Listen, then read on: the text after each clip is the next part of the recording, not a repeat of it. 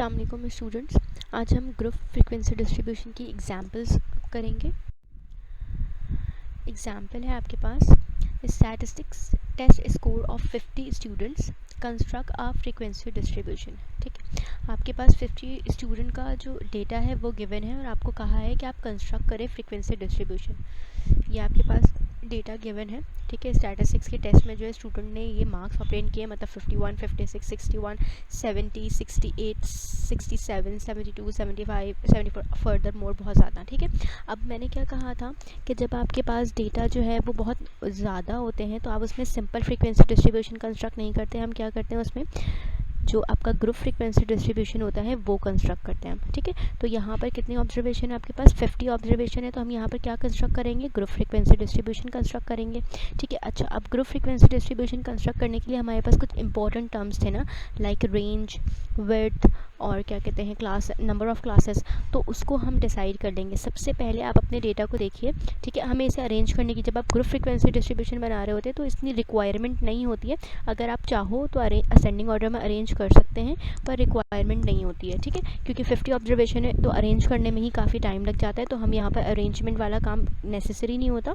ठीक है, हम क्या करते हैं, डायरेक्ट अपनी मिनिमम और मैक्सिमम वैल्यू को सबसे पहले काउंट कर लेते हैं। ठीक है, तो अगर मैं इस डेटा को देखूँ तो इस डेटा की मिनिमम वैल्यू मेरे पास क्या है? 51 है, और मैक्सिमम वैल्यू जो सबसे बड़ी वैल्यू है वो क्या है? मेरे पास 90 है। ठीक है, तो मिनिमम वैल्यू मुझे पता लग गई डेटा को देखकर, और मैक्सिमम वैल्यू पता चल गई है। ठीक है, सबसे पहले मिनिमम और मैक्सिमम वैल्यू को हमने देख लिया। अब हम क्या करेंगे ग्रुप फ्रीक्वेंसी डिस्ट्रीब्यूशन के लिए, नेक्स्ट स्लाइड में ग्रुप फ्रीक्वेंसी डिस्ट्रीब्यूशन के लिए वर्किंग करेंगे। Steps in constructing a frequency distribution. सबसे पहले फाइंड द रेंज, मतलब आर, यूजिंग द फार्मूला। सबसे पहले आपको रेंज फाइंड आउट करना है, मतलब आर फाइंड आउट करना है। ठीक है, आर का फॉर्मूला क्या होता है?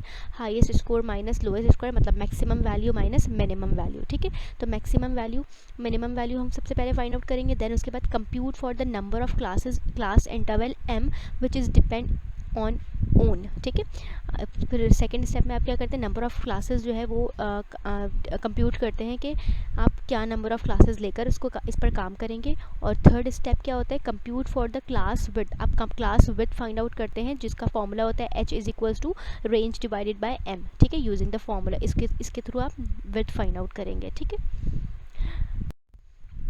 अब हम सोल्यूशन कर लेंगे। ठीक है, सोल्यूशन के लिए सबसे पहले आपको रेंज फाइंड आउट करना होता है। ठीक है, रेंज का फॉर्मूला क्या होता है? मैक्सिमम माइनस मिनिमम या highest score minus lowest score. तो आपकी डेटा की हाईएस्ट मैंने उसी टेबल पे डिफाइन कर ली थी कि हाईएस्ट वैल्यू क्या थी? 90 थी, और लोएस्ट वैल्यू क्या थी? 51 थी। तो 90 को मैंने 51 से सब्ट्रैक्ट किया, रेंज की आ गई आपके पास 39 आ गई। ठीक है, फर्स्ट स्टेप हो गया, आपने रेंज फाइंड आउट कर लिया। सेकंड स्टेप क्या होता है? आप number of classes find out करते हैं। ठीक है, number of classes is equals to m, मतलब आप नंबर ऑफ़ क्लासेस को m से डिनोट करते हैं, इज इक्वल्स टू k। अब मैंने k भी लिख दिया। कहीं कहीं पर बहुत सी बुक्स में ऐसा भी होता है कि नंबर ऑफ़ क्लासेस को k से भी डिफाइन किया जाता है। ठीक है, तो नेसेसरी नहीं होता कि आप किस अल्फ़ाबेट से, मोस्टली जो है वो नंबर ऑफ़ क्लासेस को m से या फिर k से डिनोट किया जा रहा होता है। ठीक है, और आप नंबर ऑफ़ क्लासेस मैंने यहाँ पे क्या डिफाइन कर ली? 7 ले ली। 7 क्यों लिया मैंने आप लोगों को जब लास्ट क्लास हुई थी तो उसमें मैंने बताया था कि अगर आपके पास डेटा की वैल्यू 25 या 25 से कम होती है तो हम 5 नंबर ऑफ़ क्लासेस चूज़ करते हैं। अगर 25 से ज़्यादा होती है और 50 के राउंड अबाउट होती है तो आप 7 नंबर ऑफ़ क्लासेस डिफाइन करते हैं। अगर 50 से अबव ऑब्जर्वेशन है तो आप 8 ले लेते हैं। ठीक है, तो मैंने यहाँ पे इसी को यूज़ करते हुए नंबर ऑफ़ क्लासेस क्या डिफाइन कर ली? 7 की। ठीक है, 50 से, क्योंकि मेरे पास जो डेटा था कितना गिवन था? 50 गिवन था, इसलिए मैं नंबर ऑफ़ क्लासेस क्या ले लिए? 7 ले लिए। ठीक है, नेक्स्ट स्टेप क्या होता है? आप विथ फाइंड आउट करते हैं। ठीक है, विथ को हम किससे डिनोट करते हैं? h से। ठीक है, और h का फॉर्मूला क्या होता है? Range divide by number of classes. ठीक है, तो range r divide by k ले लिया, मतलब r डिवाइड बाय m। ठीक है, k हो या m हो, मैंने अभी बता दिया कि दोनों सेम चीज़ है। ठीक है, अब हाइट इज इक्वल्स टू आपके पास रेंज की वैल्यू क्या है? 39 divide by number of classes 7 है, 39 डिवाइड बाय 7 किया तो 5.57 आ गई। हाइट विथ क्या आ गई आपके पास? 5.57। तो हम इसको क्या कर लेंगे? राउंड ऑफ कर लेंगे। राउंड ऑफ किस तरह से करते हैं आपको पता है कि जो वैल्यू नियर आ रही होती है, मतलब अगर 5.57 6 के नियर है या 5 के नियर है? 6 के नियर है, क्योंकि 5 से बड़ी वैल्यू हो रही है, 5.57 हो रही है, तो ये 6 से नियर हो रही है, तो विड्थ क्या हो जाएगी आपके पास? h इज इक्वल्स टू 6 हो जाएगी। ठीक है, हमने 3 चीज़ें फाइंड आउट कर ली, रेंज फाइंड आउट कर लिया, नंबर ऑफ़ क्लासेस हमें पता चल गया, और हमें ये भी पता चल गया कि हमारी विड्थ क्या है। ठीक है, अब उसके बाद हम क्या करेंगे? अपनी मिनिमम वैल्यू को भी याद कर लेंगे। मिनिमम वैल्यू क्या थी आपके पास? 51 थी। अब यही 3 चीज़ें जो यूज़ होंगी आपके पास, मिनिमम वैल्यू आपको पता होनी चाहिए, विड्थ आपको पता होनी चाहिए और नंबर ऑफ़ क्लासेस पता होनी चाहिए, ठीक है। इसके अकॉर्डिंग अब आप ग्रुप फ्रीक्वेंसी डिस्ट्रीब्यूशन बनाएंगे, ठीक है, नेक्स्ट क्लास में, ठीक है। ये याद रखिएगा, मिनिमम वैल्यू क्या है 51 है, विड्थ आपके पास क्या है 6 है और नंबर ऑफ़ क्लासेस कितने आपके पास 7 आई है, ठीक है। नेक्स्ट द फ्रीक्वेंसी डिस्ट्रीब्यूशन, ये आपके पास फ्रीक्वेंसी डिस्ट्रीब्यूशन आ गई है, ठीक है। क्लास इंटरवल्स का कॉलम बना हुआ है, देन उसके बाद टेली मार्क्स का कॉलम बना हुआ है, फिर उसके बाद फ्रीक्वेंसीज़ का कॉलम बना हुआ है, और फिर देन उसके बाद आपके पास मिड पॉइंट का कॉलम है जिसको हमने एक्स से डिनोट किया हुआ है, देन उसके बाद क्लास बाउंड्रीज़ हैं, ठीक है, अपर और लोअर बाउंड्रीज़। अब हम इसको कंस्ट्रक्ट किस तरह से करेंगे अपने क्लास इंटरवल। सबसे पहले हमें क्या करना है, इंटरवल कंस्ट्रक्ट करना है। इंटरवल हम किस तरह से कंस्ट्रक्ट करेंगे, सबसे पहले जो फर्स्ट इंटरवल कंस्ट्रक्ट होगा वो आपकी मिनिमम वैल्यू से स्टार्ट होगा। आपकी डेटा की मिनिमम वैल्यू क्या थी 51 थी, आपने 51 लिखा, उसमें आपके पास विड्थ क्या आई थी 6 आई थी, ठीक है। तो 51 में आप 6 को ऐड करेंगे, जो विड्थ आई थी उसको आप ऐड करेंगे, तो 51 में 6 को मैं ऐड करूँगी तो 56 हो जाएगा। मैं कैसे ऐड करूँगी, 51 को मिलाकर काउंट करूँगी, मतलब 51, 52, 53, 54, 55, 56, क्या वैल्यू आ रही है 56 आ रही है। तो आपके पास फर्स्ट इंटरवल क्या हो गया 51 से लेकर 56, ठीक है, समझ आ रही बात। आपके पास विड्थ 6 आई है, तो आप 6 को किस तरह से काउंट करेंगे, जो आपके पास आपकी लोअर लिमिट है उसके साथ मिलाकर काउंट करेंगे, मतलब 51, 52, 53, 54, 55, 56। फर्स्ट इंटरवल जो है वो कंस्ट्रक्ट हो गया। नेक्स्ट किस तरह से करेंगे आप, 56 तक आपके पास इंटरवल बन गया। अब हम नेक्स्ट जो स्टार्ट करेंगे वो 57, मतलब उसके बाद जो नंबर होगा उससे स्टार्ट करेंगे, ठीक है। अब 57 आपने नेक्स्ट इंटरवल स्टार्ट किया, जो लोअर लिमिट हो गई आपके पास 57 हो गई। 57 में मैं 6 दोबारा ऐड करूँगी, तो 57, 58, 59, 60, 61, 62, 6 नंबर कहाँ पर हो रहा है 62 पे हो रहा है, तो मेरी इस क्लास की अपर लिमिट क्या हो गई 62 हो गई, ठीक है। फिर मैं नेक्स्ट क्लास इंटरवल इसी तरह से डिफाइन करूँगी, 62 के बाद से स्टार्ट करूँगी, मतलब 63। थर्ड क्लास की लोअर लिमिट क्या हो गई मेरे पास 63 हो गई, 63 से मैं 6 में ऐड करूँगी, तो 63, 64, 65, 66, 67, 68, ठीक है। थर्ड क्लास की अपर लिमिट क्या हो गई 68 हो गई, ठीक है। 3 क्लासेस मेरे पास बन गई। अब मैं चौथी क्लास बनाऊँगी, चौथी क्लास उसी के आगे से स्टार्ट करूँगी, 69 में मैं 6 को ऐड करूँगी, तो क्या हो जाएगा 69, 70, 71, 72, 73, 74, ठीक है। ये फोर्थ क्लास हो गई। अब फिफ्थ क्लास में बनाऊंगी 74 के आगे से, 74 से आगे आपके पास क्या आ जाएगा 75 आ जाएगा। 75 में आप 6 ऐड करेंगे, 75, 76, 77, 78, 79, 80, ठीक है। आपके पास आपकी फिफ्थ क्लास बन गई। फिफ्थ क्लास के बाद आप 6 क्लास बनाएंगे, 80 पे ख़त्म हुई थी तो 81 से स्टार्ट करेंगे, 81, 82, 83, 84, 85, 86, ठीक है। आपकी 6 क्लास बन गई। अब हम 7th क्लास पे जाएंगे। 7th क्लास 86 के बाद से स्टार्ट होगी, 86 के बाद 87, 88, 89, 90, 91, 92, ठीक है।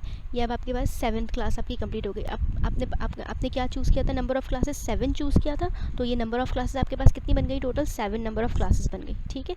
अब हम क्या करेंगे, टैली मार्क्स का कॉलम बनाएंगे। टैली मार्क्स का कॉलम किस तरह से जनरेट करेंगे, अपने डेटा के अकॉर्डिंगली आप मार्क्स लगाते जाएंगे, ठीक है।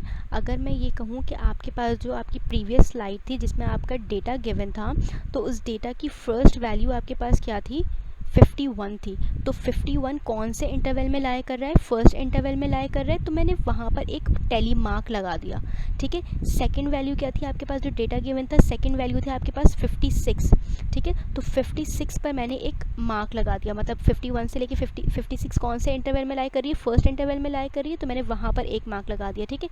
नेक्स्ट वैल्यू थी आपके पास 61, अब 61 कौन से इंटरवल में लाया कर रही है, सेकेंड इंटरवल में लाया कर रही है, तो मैंने वहाँ पर एक मार्क लगा दिया 61 का, ठीक है। फिर नेक्स्ट वैल्यू क्या थी आपके पास 70, तो 70 कहाँ पर 70 वैल्यू कहाँ पर लाया कर रही है आपके पास, फोर्थ क्लास इंटरवल में लाया कर रही है, तो मैंने वहाँ पर एक मार्क लगा दिया 72 का, ठीक है। इसी तरह से मैं सारे मार्क्स लगाती जाऊँगी और जहाँ जहाँ पे 5 काउंट होते जाएंगे वहाँ मैं एक बंच कंप्लीट करती जाऊँगी, ठीक है। जैसे फर्स्ट पे 5 वैल्यूज़ हो गई तो मैंने 4 मार्क लगाए और एक रेड मार्क लगाया, वो क्या हो गया, वो डिफाइन कर रहा है कि मेरे पास एक बंच कंप्लीट हो गया। 5th मार्क को मैं कैसे करूँगी, बंच को कंप्लीट करते हुए बनाऊंगी, ठीक है। फिर उसके बाद जो आपके पास टैली मार्क्स की वैल्यूज़ आई हैं उसको काउंट करके मैं अपनी फ्रीक्वेंसी की टेबल में लिखूंगी। मतलब 5 फर्स्ट क्लास के आपके पास टैली मार्क्स कितने हैं, 5 हैं, तो फ्रीक्वेंसी क्या हो गई उसकी 5 हो गई। सेकंड क्लास के आपके पास टैली मार्क्स कितने हैं, 3 हैं, तो फ्रीक्वेंसी कितनी हो गई, 3 हो गई, ठीक है। इसी तरह से जो आपकी थर्ड क्लास है उसकी टैली मार्क्स कितने हैं, 10 है, तो उसकी फ्रीक्वेंसी क्या हो गई, 10 हो गई। देन इसी तरह से आपकी जो 5th क्लास है उसमें जो टैली मार्क्स है वो कितने हैं, 11 है, तो उसकी फ्रीक्वेंसी क्या हो गई, 11 हो गई। इसी तरह से आप जो 7th क्लासेस बनाई हैं उसके कॉरेस्पॉन्डिंग जो आपने टैली मार्क्स लगाए हैं उसको काउंट करके आप अपनी फ्रीक्वेंसीज लिख लेंगे, ठीक है। नेक्स्ट कॉलम हम जनरेट करेंगे मिड पॉइंट का। मिड पॉइंट का कॉलम किस तरह से जनरेट करते हैं, upper class limit plus lower class limit divided by 2, ठीक है। अब लोअर क्लास लिमिट के आपके पास 51 प्लस 56, ठीक है। 51 प्लस 56 करेंगे, जो आंसर आएगा उसको आप डिवाइड करेंगे किससे, 2 से, तो आपकी मिड वैल्यू क्या आ गई, 53.5 आ गई, ठीक है। इसी तरह से नेक्स्ट क्लास के लिए आप किस तरह से निकालेंगे, 57 प्लस 62, ठीक है। जो आंसर आएगा उसको डिवाइड करेंगे 2 से, तो मिड वैल्यू क्या आ जाएगी इस इंटरवल की, 59.5। सिमिलरली सारे इंटरवल्स जो आपके पास गिवन है उसकी आप मिड वैल्यूज़ फाइंड आउट कर लेंगे, ठीक है। नेक्स्ट कॉलम क्या जनरेट किया गया आपके पास, क्लास बाउंड्रीज़ का। क्लास बाउंड्रीज़ में लोअर क्लास बाउंड्रीज़ और अपर क्लास बाउंड्रीज़ है। तो मैंने क्या बताया था आप लोगों को, अगर याद हो तो लोअर क्लास बाउंड्रीज़ आप किस तरह से बनाते हैं, आपकी जो लोअर लिमिट होती है उसमें 0.5 लेस करते हैं और जो अपर लिमिट होती है उसमें 0.5 ऐड करते हैं। तो अगर आपकी फ़र्स्ट क्लास देखें तो फर्स्ट क्लास इंटरवल जो है आपके पास क्या है, 51 से लेकर 56।